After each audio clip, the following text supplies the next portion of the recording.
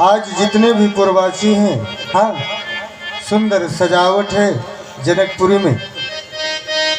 मेला जैसी भीड़ है, मेला लगा हुआ है। हाँ, मेला से याद आया, इस समय वीर बाबा का मेला चल रहा है। बोलो जय श्री राधे।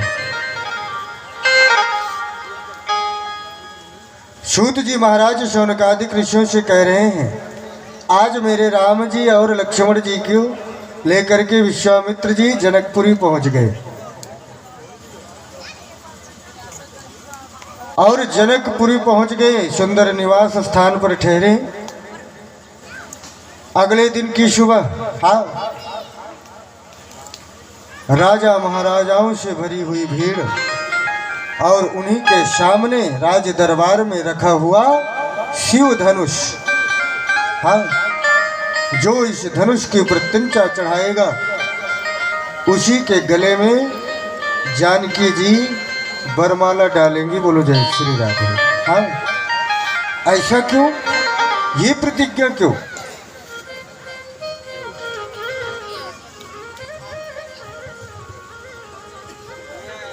जब परशुराम जी ने है वंश का संहार किया था शिव धनुष से, तो शिव धनुष को जो है जब पूरी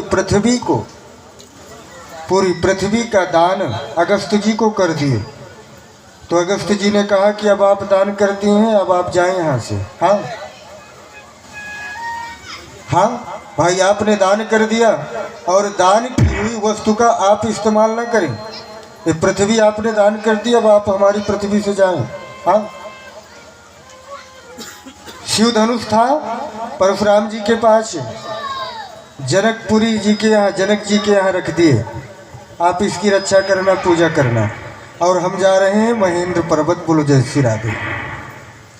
महेंद्र पर्वत पर भोलेनाथ की तपस्या कर रहे हैं। शिव धनुष रखा हुआ है, जनक जी महाराज रोज उस धनुष का पूजन करते हैं। एक दिन क्या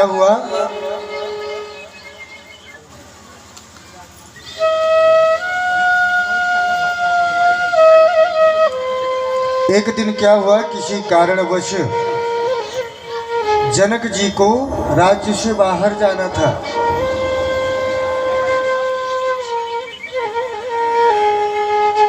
तो अपनी पुत्री जानकी जी, हाँ,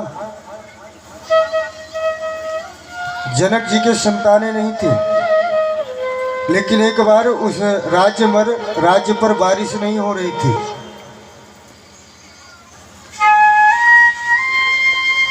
वेदवती नाम की जो है सुकुमारी कन्या थी, नारायण की तपस्या कर रही थी। रावण ने उनको पाना चाहा, लेकिन रावण का तिरस्कार करके यज्ञ मंडप में समा गई। वही वेदवती रावण को श्राप दिया था कि तेरी मृत्यु का कारण मैं ही बनूंगी। वही वेदवती जो है जनक जी में मिली। बारिश नहीं हो रही थी, आकाशवाणी हुई कि जब आप हल चलाएंगे तब बारिश होगी। तो जनक जी ने सोने का हल निर्माण करवाए और जब हल चलाए तो जानकी जी निकली, वही वेदवती लक्ष्मी जी का स्वरूपा।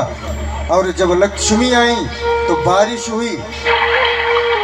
नारद जी के द्वारा कहने पर पुत्री रूप में उस वेदवती कन्या को जनक जी ने स्वीकार कर लिया। वही माता सीता है, मैं वही जानकी है। एक बार कहीं बाहर जाना था तो पुत्री से बोले, आप धनुष की पूजा अर्चना कर दीजिएगा। बोले ठीक है। माता जानकी जी ने देखा कि धनुष के नीचे काफी फूल वगैरह हैं, पड़े हैं, तो उन्होंने बाएं हाथ से धनुष को उठाया, फूलों को झाड़ा और उसके नीचे लेपन कर दिया और धनुष को रख दिया। बोलो जय श्री राधे। दूसरे दिन जब आए जनक जी तो देखा कि धनुष के नीचे तो लीपा पोती है बढ़िया सुंदर, ये कैसे हो गया? परशुराम जी जिस अवस्था में रख के गए थे वैसे ही धनुष रखा हुआ है, क्योंकि इस धनुष को कोई उठा ही नहीं सकता। किसने उठाया होगा? तो मंत्री ने बताया, महाराज आपकी पुत्री ने, हाँ, वो भी बाएं हाथ से उठा करके, हाँ, और फिर रख दिया। आज जनक जी को विश्वास हो गया कि ये साक्षात लक्ष्मी है, और जब लक्ष्मी है तो लक्ष्मी का विवाह नारायण के साथ ही होगा। मैं ऐसी प्रतिज्ञा लेता हूं कि नारायण के अलावा कोई भी इनका वर्ण कर ही ना सके। नारायण ही इस धनुष को उठा सकते हैं। बोले जो भी इस धनुष को उठा करके उसकी डोरी को चढ़ाएगा उसी के साथ जानकी का विवाह होगा। जो प्रत्यंचा चढ़ाएगा, डोरी चढ़ाएगा। लेकिन बाद में तो राम जी ने तोड़ ही दिया था। बोलो जय श्री राधे। डोरी की तो बात ही क्या। इस कारण उन्होंने ये प्रतिज्ञा ली। आज जितने भी राजा महाराजा हैं गर्व से सोच रहे हैं, विचार कर रहे हैं कि ये धनुष तो हम जरूर उठाएंगे। बोलो जय श्री राधे। भूप सहस 10 एक ही 12, 10-10 हजार राजा एक साथ धनुष को उठा रहे हैं। एक एक बार अकेले अकेले अजमाए तो कुछ नहीं हुआ, 10-10 हजार राजा मिलकर के उठा रहे हैं। तो किसी ने पूछ लिया, महाराज जैसे 10,000 उठा रहे थे, शायद उठा लेते तो फिर शादी किसके साथ होती जानकी जी की? बोलो जय श्री राधे। हाँ, बोले 10,000 अगर एक साथ उठा रहे थे, अगर खुदा ना खास्ता इत्तेफाक से उठा लेते तो फिर शादी किसके साथ होती? 10,000 के साथ। तो एक रामायण शतकोटि अपारा आनंद रामायण में आया है। उन राजाओं ने आपस में ये मंत्रणा की थी कि 10,000 राजा मिलकर के उठाते हैं, अगर उठा लेंगे तो फिर आपस में युद्ध करेंगे और जो युद्ध में विजयी होगा उसी की जानकी होगी। बोलो जय श्री राधे। लेकिन भैया उठाना तो दूर, हिला भी नहीं सके। बोलो जय श्री राधे।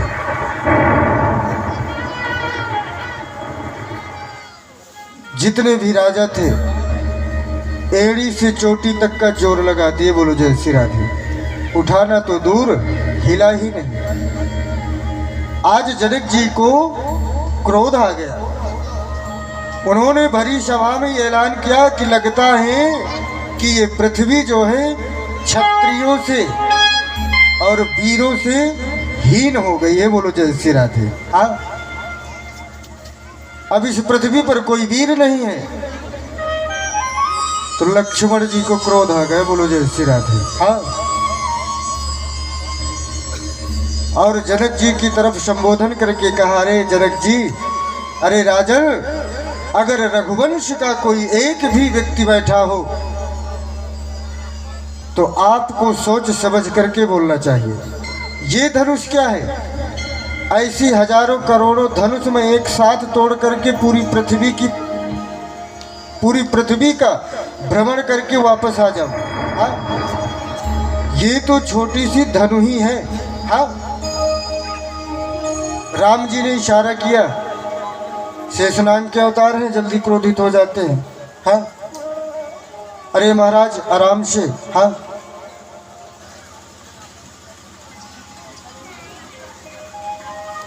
कथा में तो यहाँ तक आता है कि जनक जी ने दशरथ जी को निमंत्रण नहीं दिया था सीता स्वयंवर के लिए। क्यों? एक कथा आती है।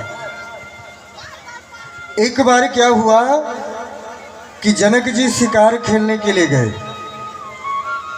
और धोखे से एक ग्वाले की गैया को बाण लग गया जनक जी का, और वो गैया मृत हो गई। और वो गैया जो है दशरथ जी के राज्य की थी। जनक जी को बहुत दुख हुआ कि ये गैया है, गैया का वध हो गया, अपराध हो गया। उधर जो ग्वाला था वो भी रो रहा था कि मेरी गैया चली गई। हाँ, वो ग्वाला आज जो है दशरथ जी के पास आया, बोले महाराज मेरी गैया को जनक जी ने मार डाला। हाँ, जनक जी भी आए, प्रार्थना किए, क्या करें? तो वहीं पे जो है जमादार झाड़ू लगा रहा था, उसको बोले कि आप जाइए और गाय के कान में, जो मृत हुई गाय है उसके कान में सिर्फ इतना करना कि रघु की दुहाई हो। अगर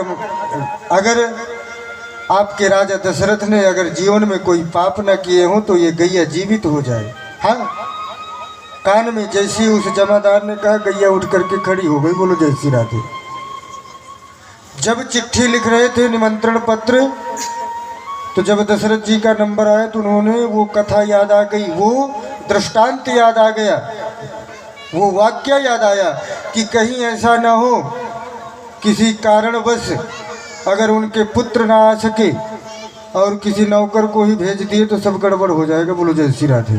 हाँ, वो नौकर क्या उठाएगा? राजा दशरथ जी के प्रताप से उठाएगा, सब गड़बड़ हो जाएगा। एक काम करते हैं, निमंत्रण ही नहीं देते हैं। हाँ, जनक जी को विश्वास हो गया कि ये दशरथ जी के पुत्र हैं। बोलो जय श्री राधे। हाँ, आज विश्वामित्र जी, हाँ, राम जी को इशारा देते हैं, उठा हूँ राम भंजन भव चापा। आज मेरे राघवेंद्र सरकार विश्वामित्र जी को प्रणाम करते हैं, ब्राह्मणों को प्रणाम करते हैं, बैठे हुए ब्राह्मणों को प्रणाम करते हैं और धनुष के पास पहुंचते हैं। जो अन्य राजा है उपहास करते हैं कि सुकुमार राजकुमार क्या उठाएगा। हाँ,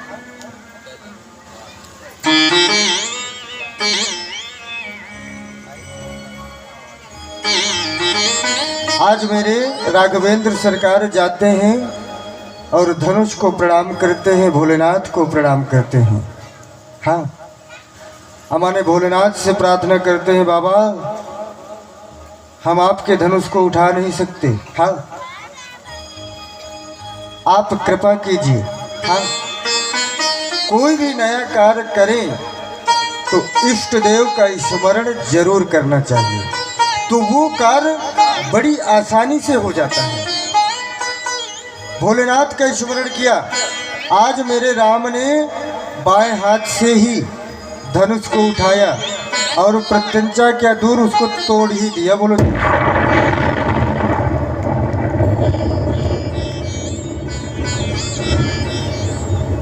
भयंकर आवाज हुई गड़गड़ाहट की।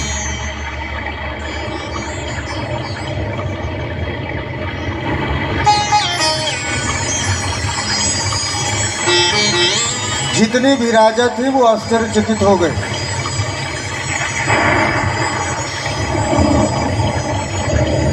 जितने भी राजा थे वो आश्चर्यचकित हो गए, कैसे हुआ कैसे हुआ, क्योंकि पलक झपकते ही हाँ धनुष टूट गया। जितने भी जनकपुर के वासी हैं अत्यंत प्रसन्न हैं। हाँ, सखियां सोच रही हैं कि अच्छा हुआ जितने भी राजा थे बड़े बड़े मुच्छ वाले, हाँ, इनके हाथों से अच्छा ना तो उठा ना ही टूटा। जोड़ी जानकी जी की यही है। बोलो जय श्री राधे। हाँ,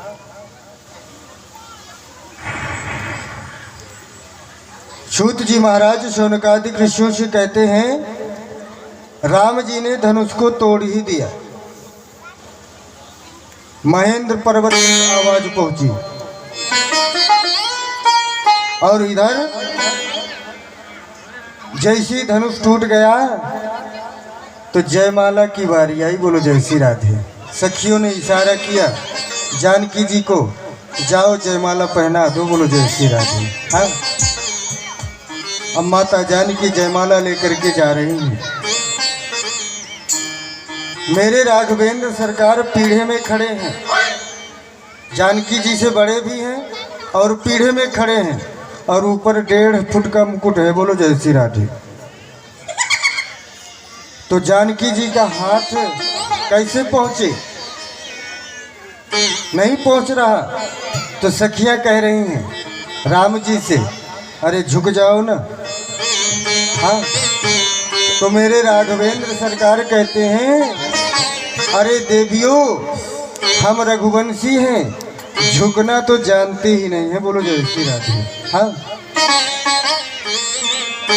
तो सखियाँ कह रही हैं कि भैया अगर आप झुकेंगे नहीं तो फिर आपका विवाह भी नहीं होगा। बोलो जय श्री राधे। हाँ, विश्वामित्र जी के पास गए। अरे बोले महाराज, आप अपने चेला को बोल दीजिए ना कि थोड़ा झुक जाए। हाँ, तो बाबा जी बोल रहे हैं, देखिए धनुष नहीं टूट रहा था, हमने तोड़वा दिया। अब ये वरमाला वरमाला का काम बाबाओं का नहीं है। बोलो जय श्री राधे। जनक जी के पास गई, अरे राजन, अपने दामाद को बोल दो ना कि थोड़ा झुक जाए। जनक जी बोल रहे हैं कि घर आए मेहमान को हम कैसे बोल दें कि आप झुक जाएं।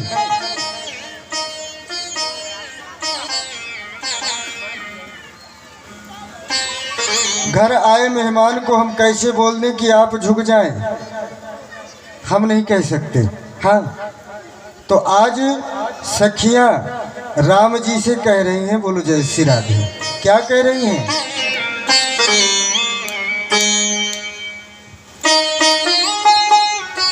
अरे झुकी जइयो।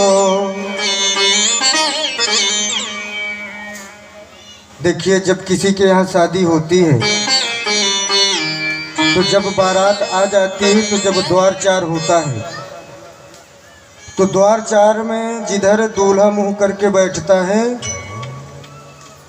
तो उस गांव की माताएं उधर ही खड़ी होती हैं कि फलनिया का फलनवा बराबर दिखाई दे। बोलो जय श्री राधे।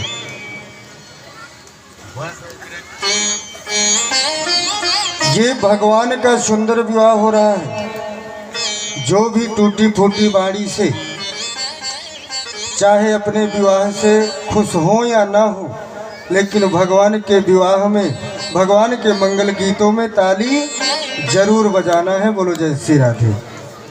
और जो ताली नहीं बजाएंगी, हम समझ जाएंगे कि वो अपने विवाह हमसे खुश नहीं है। बोलो जय श्री राधे। अरे झुक जइयो